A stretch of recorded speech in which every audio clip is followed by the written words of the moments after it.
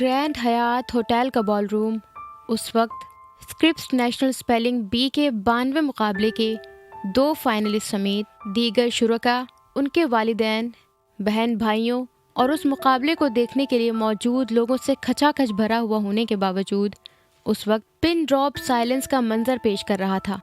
دونوں فائنلسٹ کے درمیان راؤنڈ 14 کھیلا جا رہا تھا۔ 13 سالہ نینسی اپنا لفظ اسپیل کرنے کے لیے اس وقت اپنی جگہ پر آ چکی تھی۔ پچھلے 92 سالوں سے اس بال روم میں دنیا کے بیسٹ اسپیلر کی تاج پوشی ہو رہی تھی۔ امریکہ کی مختلف ریاستوں کے علاوہ دنیا کے بہت سارے ممالک میں اسپیلنگ بی کے مقامی مقابلے جیت کر آنے والے 15 سال سے کم عمر کے بچے اس آخری راؤنڈ کو جیتنے کے لیے سر دھڑ کی بازی لگائے ہوئے تھے۔ ایسی ہی ایک بازی کے شرکاء آج بھی اسٹیج پر تھے۔ ساسفراس۔ نینسی نے رکی ہوئی سانس کے ساتھ پروناؤنسر کا لفظ سنا۔ اس نے پروناؤنسر کو لفظ دہرانے کے لیے کہا، پھر اس نے خود اس لفظ کو دہرایا۔ وہ چیمپئن شپ ورڈز میں سے ایک تھا، لیکن فوری طور پر اسے وہ یاد نہیں آ سکا۔ بہرحال اس کے ساؤنڈ سے وہ اسے بہت مشکل نہیں لگا تھا، اور اگر سننے میں اتنا مشکل نہیں تھا تو اس کا مطلب تھا وہ ٹرکی لفظ ہو سکتا تھا۔ 9 سالہ دوسرا فائنلسٹ اپنی کرسی پر بیٹھا، گلے میں اپنے نمبر کارڈ کے پیچھے انگلی سے اس لفظ کو اسپیل کرنے میں لگا ہوا تھا۔ وہ اس کا لفظ نہیں تھا، لیکن وہاں بیٹھا ہر وہ بچہ بھی غیر ارادی طور پر اس وقت یہی کرنے میں مصروف تھا جو مقابلے سے آؤٹ ہو چکا تھا۔ نینسی کا ریگولر ٹائم ختم ہو چکا تھا۔ اس نے لفظ کو اسپیل کرنا شروع کیا، ایس اے ایس ایس۔ وہ پہلے 4 لیٹرز بتانے کے بعد ایک لمحے کے لیے رکی۔ زیر لب اس نے باقی کے 5 لیٹرز دہرائے، پھر دوبارہ بولنا شروع کیا، اے ایف آر۔ وہ ایک بار پھر رکی۔ دوسرے فائنلسٹ نے بیٹھے بیٹھے زیر لب آخری 2 لیٹرز کو دہرایا، یو ایس۔ مائک کے سامنے کھڑی نینسی نے بھی بالکل اسی وقت یہی 2 لیٹرز بولے، اور پھر بے یقینی سے اس گھنٹی کو بجتے سنا جو اسپیلنگ کے غلط ہونے پر بجتی تھی۔ حیرت صرف اس کے چہرے پر نہیں تھی، اس دوسرے فائنلسٹ کے چہرے پر بھی تھی۔ پروناؤنسر اب ساسفراس کی صحیح اسپیلنگ دہرا رہا تھا۔ نینسی نے بے اختیار اپنی آنکھیں بند کی۔ آخری لیٹر سے پہلے اے ہی ہونا چاہیے تھا۔ میں نے یو کیا سوچ کر لگا دیا، اس نے خود کو کوسا۔ تقریباً فک ہوتی رنگت کے ساتھ نینسی گراہم نے مقابلے کے شرکاء کے لیے رکھی ہوئی کرسیوں کی طرف چلنا شروع کر دیا۔ ہال تالیوں سے گونج رہا تھا۔ یہ رنر اپ کو کھڑے ہو کر داد دی جا رہی تھی۔ 9 سالہ دوسرا فائنلسٹ بھی اس کے لیے کھڑا تالیاں بجا رہا تھا۔ اس کے قریب پہنچنے پر اس نے نینسی سے آگے بڑھ کر ہاتھ ملایا۔ نینسی نے ایک مدھم مسکراہٹ کے ساتھ اسے جواباً وش کیا اور اپنی سیٹ سنبھال لی۔ ہال میں موجود لوگ دوبارہ اپنی نشستیں سنبھال چکے تھے، اور وہ دوسرا فائنلسٹ مائک کے سامنے اپنی جگہ پر آ چکا تھا۔ نینسی نے کسی موہوم سی امید کے ساتھ اسے دیکھنا شروع کیا۔ اگر وہ بھی اپنے لفظ کو مس اسپیل کرتا تو وہ ایک بار پھر فائنل راؤنڈ میں واپس آ جاتی۔ دیٹ واز اے کیچ 22، اس سے ہاتھ ملاتے ہوئے اس نے کہا تھا۔ وہ اندازہ نہیں لگا سکی وہ اس کے لیے کہہ رہا تھا یا وہ اس لفظ کو واقعی اپنے لیے بھی کیچ 22 ہی سمجھ رہا تھا۔ وہ چاہتی تھی ایسا ہوتا، کوئی بھی ہوتا یہی چاہتا۔ سینٹر اسٹیج پر اب وہ 9 سالہ فائنلسٹ تھا، اپنی شرارتی مسکراہٹ اور گہری سیاہ چمکتی آنکھوں کے ساتھ۔ اس نے اسٹیج پر کھڑے چیف پروناؤنسر کو دیکھتے ہوئے سر ہلایا۔ جوناتھن جواباً مسکرایا تھا، اور ہونٹوں پر ایسی مسکراہٹ رکھنے والا وہ وہاں واحد نہیں تھا۔ وہ 9 سالہ فائنلسٹ اس چیمپئن شپ کو دیکھنے والے کراؤڈ کا سویٹ ہارٹ تھا۔ اس کے چہرے پر بلا کی معصومیت تھی، چمکتی ہوئی تقریباً گول آنکھیں جو کسی کارٹون کیریکٹر کی طرح بے حد اینیمیٹڈ تھیں، اور اس کی تقریباً گلابی ہونٹ جن پر وہ وقتاً فوقتاً زبان پھیر رہا تھا، اور جن پر آنے والا ذرا سا خم بہت سے لوگوں کو بلا وجہ مسکرانے پر مجبور کر رہا تھا۔ وہ معصوم فتنہ تھا، یہ صرف اس کے والدین جانتے تھے، جو دوسرے بچوں کے والدین کے ساتھ اسٹیج کی بائیں طرف پہلی صف میں اپنی بیٹی کے ساتھ بیٹھے ہوئے تھے۔ وہاں بیٹھے دوسرے فائنلسٹ کے والدین کے برعکس وہ بے حد پرسکون تھے۔ ان کے چہرے پر اب کوئی ٹینشن نہیں تھی جب ان کا بیٹا چیمپئن شپ ورڈ کے لیے آ کر کھڑا ہوا تھا۔ ٹینشن اگر کسی کے چہرے پر تھی تو وہ ان کی 7 سالہ بیٹی کے چہرے پر تھی، جو 2 دن پر مشتمل اس پورے مقابلے کے دوران دباؤ میں رہی تھی، اور وہ اب بھی آنکھوں پر گلاسز ٹکائے پورے انہماک کے ساتھ اپنے 9 سالہ بھائی کو دیکھ رہی تھی، جو پروناؤنسر کے لفظ کے لیے تیار تھا۔ کیپیلٹی۔ جوناتھن نے لفظ ادا کیا۔ اس فائنلسٹ کے چہرے پر بے اختیار ایسی مسکراہٹ آئی جیسے وہ بمشکل اپنی ہنسی کو کنٹرول کر رہا ہو۔ اس کی آنکھیں پہلے کلاک وائز پھر اینٹی کلاک وائز گھومنا شروع ہو گئی تھیں۔ ہال میں کچھ کھلکھلاہٹیں ابھری تھیں۔ اس نے اس چیمپئن شپ میں اپنا ہر لفظ سننے کے بعد اسی طرح ریئیکٹ کیا تھا۔ بھیچی ہوئی مسکراہٹ اور گھومتی ہوئی آنکھیں، کمال کی خود اعتمادی تھی۔ کئی دیکھنے والوں نے اسے داد دی۔ اس کے حصے میں آنے والے الفاظ دوسروں کی نسبت زیادہ مشکل تھے۔ یہ اس کی ہارڈ لک تھی، لیکن بے حد روانی سے، بغیر اٹکے، بغیر گھبرائے، اسی پر اعتماد مسکراہٹ کے ساتھ وہ ہر پہاڑ سر کرتا رہا تھا، اور اب وہ آخری چوٹی کے سامنے کھڑا تھا۔ Definition please. اس نے اپنا ریگولر ٹائم استعمال کرنا شروع کیا۔ Language of origin. اس نے پروناؤنسر کے جواب کے بعد اگلا سوال کیا۔ اٹالین۔ اس نے پروناؤنسر کے جواب کو دہراتے ہوئے کچھ سوچنے والے انداز میں ہونٹوں کو دائیں بائیں حرکت دی۔ اس کی بہن بے حد پریشانی اور دباؤ میں اسے دیکھ رہی تھی۔ اس کے والدین اب بھی پرسکون تھے۔ اس کے تاثرات بتا رہے تھے کہ لفظ اس کے لیے آسان تھا۔ وہ ایسے تاثرات کے ساتھ پچھلے تمام الفاظ کو اسپیل کرتا رہا تھا۔ Use in a sentence please. وہ اب پروناؤنسر سے کہہ رہا تھا۔ پروناؤنسر کا بتایا ہوا جملہ سننے کے بعد اس نے گلے میں لٹکے ہوئے نمبر کارڈ کی پشت پر انگلی سے اس لفظ کو اسپیل کیا۔ Your finish time starts. اسے ان آخری 30 سیکنڈز کے شروع ہونے پر اطلاع دی گئی جس میں اس نے اپنے لفظ کو اسپیل کرنا تھا۔ اس کی آنکھیں بالآخر گھومنا بند ہو گئیں۔ کیپیلٹی۔ اس نے ایک بار پھر اپنے لفظ کو دہرایا اور پھر اسے اسپیل کرنا شروع ہو گیا۔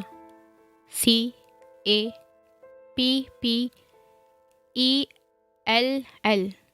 وہ اسپیلنگ کرتے ہوئے ایک لہجہ رکا، پھر ایک سانس لیتے ہوئے اس نے دوبارہ اسپیل کرنا شروع کیا۔ ETTI۔ ہال تالیوں سے گونج اٹھا اور بہت دیر تک گونجتا رہا۔ اسپیلنگ بی کا نیا چیمپئن صرف ایک لفظ کے فاصلے پر رہ گیا تھا۔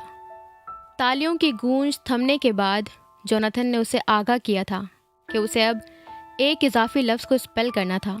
اس نے سر ہلایا۔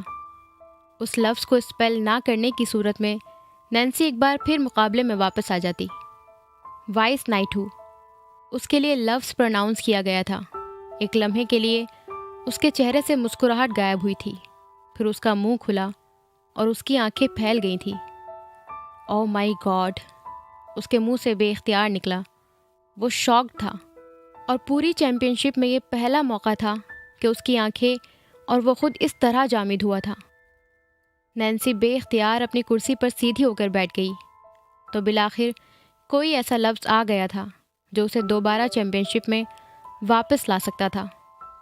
اس کے والدین کو پہلی بار اس کے تاثرات نے کچھ پریشان کیا تھا۔ کیا کرنچ تھا ان کا بیٹا۔ اب اپنے نمبر کارڈ سے اپنا چہرہ حاضرین سے چھپا رہا تھا۔ حاضرین اس کی انگلیوں اور ہاتھوں کی کپکپاہٹ بڑی آسانی سے اسکرین پر دیکھ سکتے تھے، اور ان میں سے بہت سو نے اس بچے کے لیے واقعی بہت ہمدردی محسوس کی تھی۔ وہاں بہت کم ایسے تھے جو اسے جیتے ہوئے دیکھنا نہیں چاہتے تھے۔ ہال میں بیٹھا ہوا صرف ایک فرد ریلیکس تھا۔ ریلیکسڈ یا ایکسائٹیڈ کہنا مشکل تھا، اور وہ اس بچے کی 7 سالہ بہن تھی جو اب اپنے ماں باپ کے درمیان بیٹھی ہوئی تھی، اور جس نے بھائی کے تاثرات پر پہلی بار بڑے اطمینان کے ساتھ کرسی کی پشت کے ساتھ مسکراتے ہوئے ٹیک لگائی تھی۔ گود میں رکھے ہوئے اپنے دونوں ہاتھوں کو بہت آہستہ آہستہ اس نے बेताबी के अंदाज में बजाना शुरू कर दिया था। उसके माँ बाप ने बेक वक्त उसके ताली बजाते हाथों और उसके मुस्कुराते चेहरे को उलझे हुए अंदाज में देखा।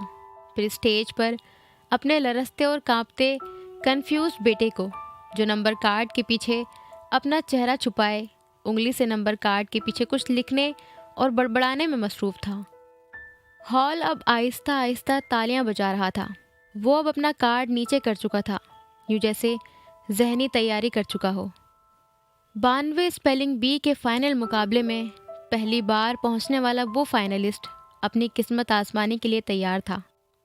WEISSNICHTWO।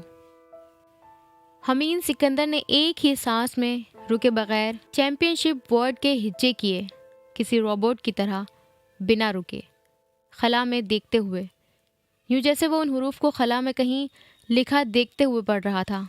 वो इस मुकाबले का पहला लफ्ज़ था जिसे उसने बिना रुके इस तरह अदा किया था, वरना वो हर लफ्ज़ को सोच सोच कर हिज्जे करता था, यूँ जैसे नाप तोल रहा हो। An unknown place. उसने लफ्ज़ के हिज्जे करते ही उसी रफ्तार से उसका मतलब बताया। फिर उसकी नज़रें प्रोनाउंसर पर टिकी। प्रोनाउंसर के मुंह से निकली दुरुस्त की आवाज़ हॉल में गूंज उठने वाली तालियों की आवाज़ में गुम हो गई थी। हॉल में अब हाजरीन, वालदैन और बच्चे अपनी अपनी सीटों से तालियां बजाते हुए खड़े हो रहे थे। वो 92 स्पेलिंग बी के नए फातेह को खिराज तहसीन पेश कर रहे थे, जो स्टेज पर फ्लैश लाइट्स और टीवी कैमरों की चकाचौंध कर देने वाली रोशनियों में साकित खड़ा था, दम साधे, गुंग। उसकी गोल आंखें घूमना तक भूल गई थी, यूँ जैसे वो अभी तक उस शौक से निकल ना पाया हो कि वो जीत चुका है। ये हमीन सिकंदर था और ये हमीन सिकंदर ही हो सकता था। तालियों की बहरा कर देने वाली गूंज और कैमरों की खीरा कर देने वाली रोशनियों में उस 9 साला बच्चे ने खुद को संभाला, अपने आसाब और हवास पर एक ही वक्त में काबू पाने की कोशिश की, और फिर जो पहला जुमला उसके सामने लगे माइक ने हाजरीन तक पहुंचाया था, उसने उन तालियों की गूंज में एक बुलंद शिगाफ कह की आवाज़ को भी शामिल किया था। Oh my God! वो इससे ज़्यादा कुछ नहीं बोल सका। हाजरीन की हंसी ने जैसे उसे कुछ और नर्वस किया, फिर नादिम, फिर पुरजोश, और फिर उसने सर झुकाकर हाजरीन की तालियों का जवाब दिया। फिर एक कदम आगे बढ़ाकर जजिस की उस कतार का, जो हाजरीन से कुछ आगे बैठे हुए थे लेकिन अब खड़े तालियां बजा रहे थे। फिर उसने पलटकर उस तरफ देखा जहां उसके माँ बाप और रईसा बैठे थे। वो भी अब सबके साथ खड़े उसके लिए तालियां बजा रहे थे।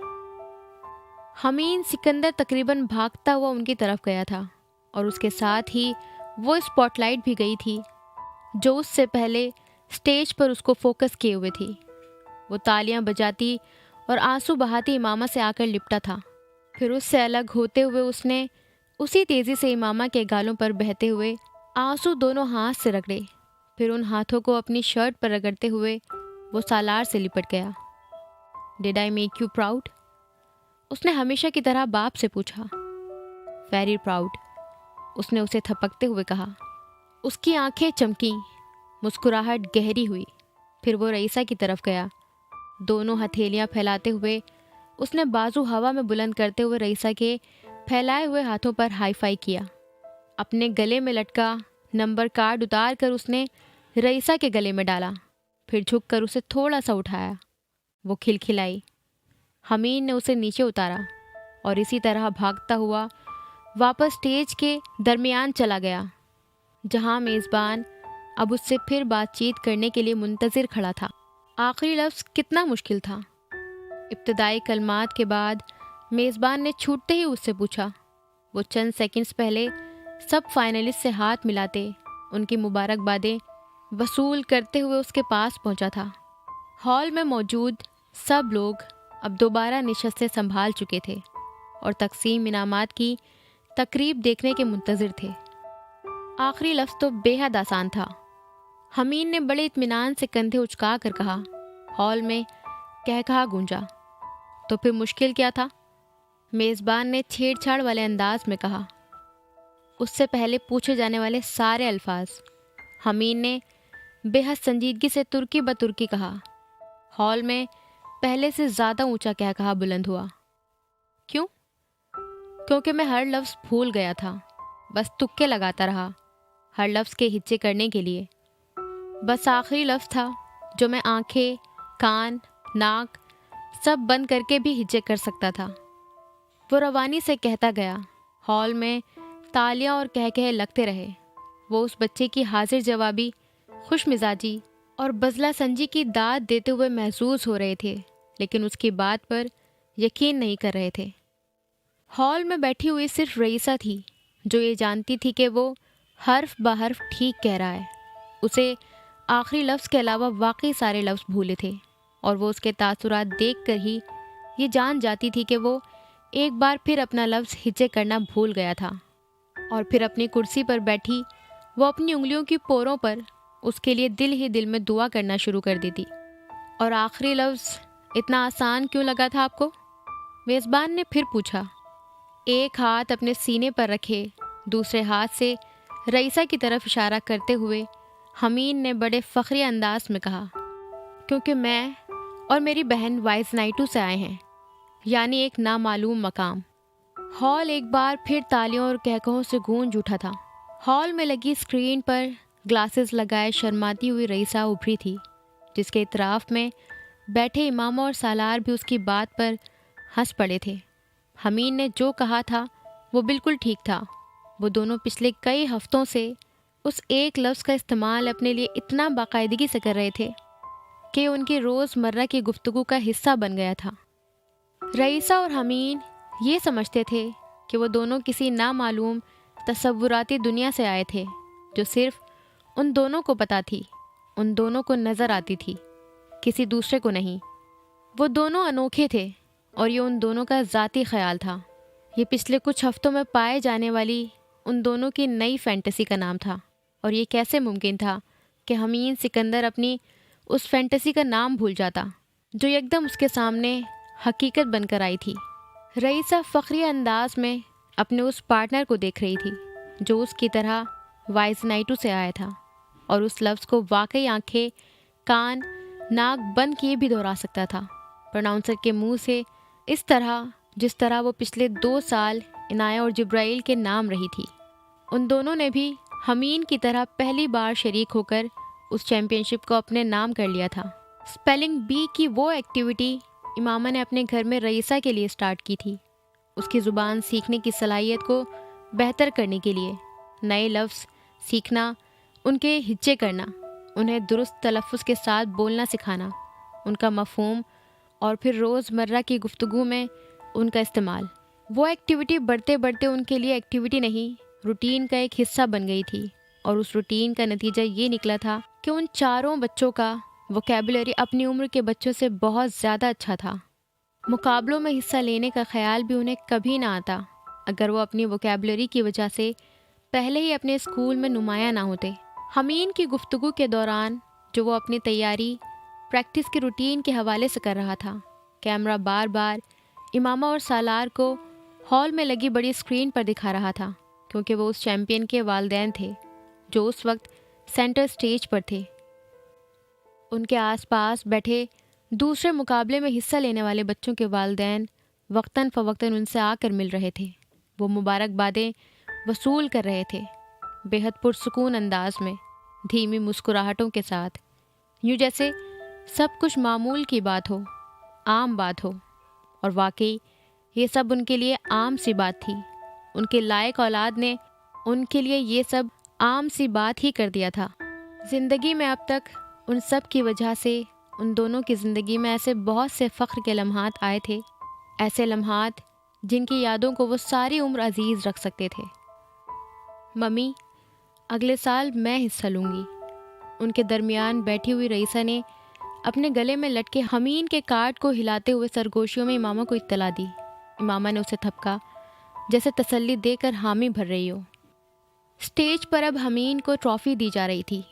تالیوں، سیٹیوں، فلیش لائٹس کی چکا چوند اور میوزک کی گونج میں حاضرین ایک بار پھر کھڑے ہو کر تالیاں بجاتے ہوئے داد دے رہے تھے، اور وہاں سے کئی کلومیٹر دور واشنگٹن کے ایک قدرے نواحی علاقے کے ایک گھر میں بیٹھے جبرائیل اور عنایہ ٹی وی پر اس پروگرام کی لائیو کوریج دیکھتے ہوئے اسی خوشی اور جوش کا حصہ بنے ہوئے تھے جو اسکرین پر انہیں اس ہال میں نظر آ رہا تھا۔ عنایہ تھوڑی دیر پہلے اپنے ٹیسٹ کی تیاری ختم کر کے بیٹھی تھی، جس کی وجہ سے وہ امامہ اور سالار کے ساتھ نہیں جا سکی تھی، اور جبرائیل اس کے لیے پیچھے رک گیا تھا۔ وہ ٹیسٹ کی تیاری کرتے ہوئے بھی بار بار اپنے کمرے سے نکل کر ٹی وی لاؤنج میں آ کر ٹی وی پر صرف حمین سے پوچھا جانے والا لفظ سنتی۔ وہ اور جبرائیل میکینکی انداز میں بیک وقت اس لفظ کے ہجے کرتے، اس سے پہلے کہ حمین اس کے ہجے کرتا۔ پھر وہ بے یقینی سے اپنے چھوٹے بھائی کی وہ ہنسی دیکھتے جو اس لفظ کے رد عمل میں آتی، اور پھر وہ اسے کوشش کرتے ہوئے دیکھتے، اس لفظ کو اسپیل کرنے کے لیے، اور ہر صحیح آخری حرف پر ان دونوں کے سینوں سے بیک وقت سانس خارج ہوتا، یوں جیسے جان میں جان آ گئی ہو، اور پھر اس کے بعد پھر ٹی وی لاؤنج سے غائب ہو جاتا۔ اور اب جب کہ اس تیسری ٹرافی کا ان کے گھر ہی آنے کا فیصلہ ہو گیا تھا تو وہ دونوں بے حد خوش تھے۔ ان سب کے درمیان مقابلہ ہوتا تھا، حسد اور رقابت نہیں۔ یہ خاصیت ان چاروں میں ہی نہیں تھی۔ ٹی وی دیکھتے ہوئے گھنٹی کی آواز سنائی دی۔ جبرائیل اس وقت اپنے لیے ملک شیک بنانے میں مصروف تھا۔ عنایہ اس کے دروازے کی طرف جانے کے بجائے خود دروازے پر چلی گئی۔ کی ہول سے اس نے باہر جھانکا، وہاں 11 سالہ ایرک کھڑا تھا۔ عنایہ چند لمحوں کے لیے وہیں کھڑی رہی، الجھن کا شکار۔ وہ اس کا کلاس فیلو تھا، ان کا ہمسایہ تھا، اس کے والدین ان کے فیملی فرینڈز تھے۔ جبرائیل گھر پر نہ ہوتا تو وہ دروازہ کبھی نہ کھولتی۔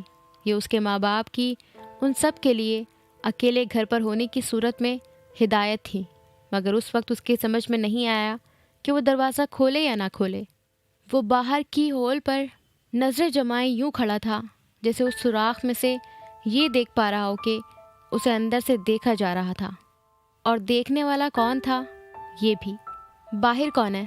وہ جبرائیل تھا جو اچانک ہی وہاں آ گیا تھا۔ وہ ہڑبڑا کر پلٹی، پھر اس نے کہا، ایرک۔ دونوں بہن بھائی ایک دوسرے کو دیکھتے رہے، بے مقصد، اور کسی بھی وقت دوستوں یا جاننے والوں کو گھر نہیں بلا سکتے تھے، لیکن ایرک کے لیے ان سب کے دل میں ہمدردی تھی۔ اچھا آنے دو، شاید اسے بھی ٹیسٹ کا کچھ پوچھنا ہو۔ جبرائیل نے آگے بڑھ کر دروازہ کھول دیا، دونوں ہاتھ اپنی جینز کی جیبوں میں ڈالے۔ ایرک نے دروازہ کھلنے پر اپنے امریکن لب و لہجے میں ہمیشہ کی طرح بمشکل انہیں السلام علیکم کہا، جسے وہ ہمیشہ ہی کی طرح بمشکل سمجھے۔ مبارک ہو، ایرک نے وہیں کھڑے کھڑے جبرائیل کے پیچھے جھانکتی عنایہ کو دیکھتے ہوئے کہا۔ تھینک یو، جبرائیل نے بھی اتنا ہی مختصر جواب دیا۔ وہ بات کرتے ہوئے دروازے کے سامنے سے ہٹ گئے۔ ایرک اسی طرح جینز کی جیبوں میں ہاتھ ڈالے اندر آ گیا۔ تم نے ٹیسٹ کی تیاری کر لی؟ عنایہ اس سے پوچھے بغیر نہیں رہ سکی۔ نہیں۔ وہ چلتے ہوئے لاؤنج میں آ گیا۔ ٹی وی پر وہ اب ایک بار پھر اسی پروگرام کی لائیو کوریج دیکھ رہا تھا۔ کیوں؟ بس ایسے ہی۔ اس نے عنایہ کی طرف دیکھے بغیر ٹی وی اسکرین کو دیکھتے ہوئے اس کی بات کا جواب دیا۔ بیٹھ جاؤ، عنایہ نے اسے اسی طرح کھڑے دیکھ کر کہا۔ جبرائیل تب تک لاؤنج کے ایک طرف موجود کچن ایریا میں دوبارہ اپنے کام میں مصروف ہو گیا تھا۔ ایرک، تمہاری ممی کو پتہ ہے کہ تم یہاں ہو؟ جبرائیل کو فریج میں سے دودھ نکالتے ہوئے اچانک خیال آیا۔ میرا خیال ہے، ایرک نے جواباً کان سے مکھی اڑانے والے انداز میں کہا، انہیں نہیں پتہ۔ جبرائیل دودھ کی بوتل کاؤنٹر پر رکھتے ہوئے ٹھٹکا۔ اسے پچھلے ہفتے کا خیال آیا تھا کہ جب ایرک کی ممی اسے ڈھونڈتے ہوئے وہاں آئی تھی اور انہوں نے شکایت کی تھی کہ وہ بتائے بغیر گھر سے نکلا تھا، اور وہ اتفاقاً اسے ڈھونڈنے لگی تو انہیں پتہ چلا کہ وہ گھر پر تھا ہی نہیں۔